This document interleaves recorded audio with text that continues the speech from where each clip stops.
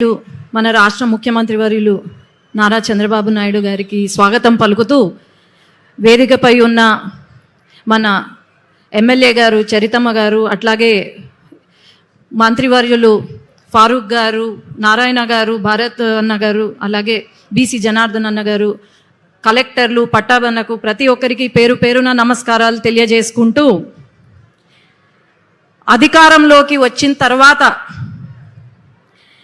ఒక్క క్షణం తీరిక లేకుండా, విశ్రాంతి లేకుండా ప్రజల కోసం, ప్రజల వెంట, ప్రజల సమస్యలు తెలుసుకోవడానికి, అట్లాగే ఆ సమస్యలను వెంటనే తీర్చడానికి ప్రతి క్షణం కష్టపడుతూ మన ముఖ్యమంత్రి గారు ఊరు నియోజకవర్గము అంతా తిరుగుతున్నారు.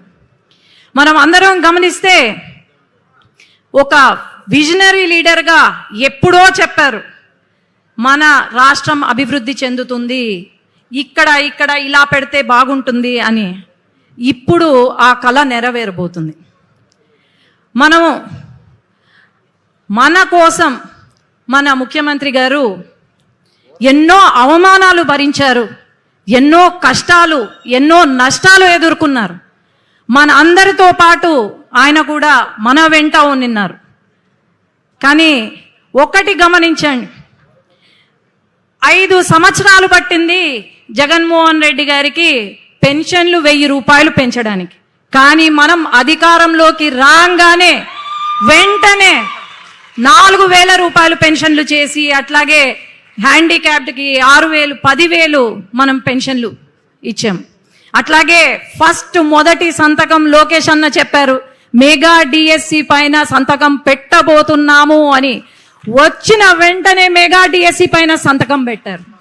ఈరోజు రాయలసీమ గత 6 సంవత్సరాల్లో రాయలసీమను రాళ్లసీమగా మార్చారు. కానీ మన చంద్రబాబు నాయుడు గారు సీఎం గారు వచ్చిన తర్వాత రాళ్లసీమ కాదు, రతనాల సీమగా మారుస్తాను రాయలసీమను అని చెప్పి సాగునీటి ప్రాజెక్టులను మొదలుపెట్టి ఒక దేవుడిలాగా మనల్ని ఆదుకున్నారు.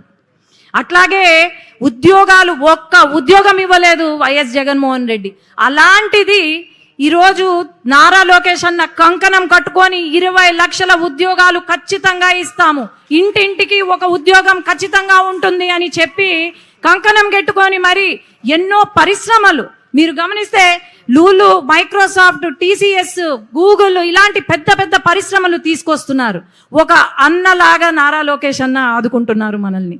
అట్లాగే రాయలసీమలో ఒక పూట బాగా తిండి తింటే చాలా సంతోషపడతాం. అలాంటిది అన్న క్యాంటీన్లు పెట్టి ఒక తల్లిలాగా ఆదుకున్నారు మన సీఎం గారు. ఇలాంటివి ఎన్నో కార్యక్రమాలు. అట్లే మహిళలు ఎక్కడా తక్కువ కాదు అని చెప్పి మహిళా సంక్షేమానికి కాకుండా మహిళా అభివృద్ధి కోసం కూడా వాళ్లకు ఎంఎస్ఎంఈ పార్కులు పెట్టి, అలాగే వాళ్ళ కోసమని వర్క్ ఫ్రమ్ హోమ్ నిర్వహిస్తూ, అట్లాగే మెటర్నిటీ లీవ్ పొడిగిస్తూ. చిన్న ఉదాహరణ, ఒక మహిళా ఎంపీ అయిన నేను సంవత్సరం లోపల యునైటెడ్ నేషన్స్కి పంపించారు నన్ను, అట్లాగే ఆస్ట్రేలియా పార్లమెంట్కి పంపించారు. అంటే మహిళల పైన ఎంత దృఢ సంకల్పం ఉందో ఆలోచన చేద్దాం.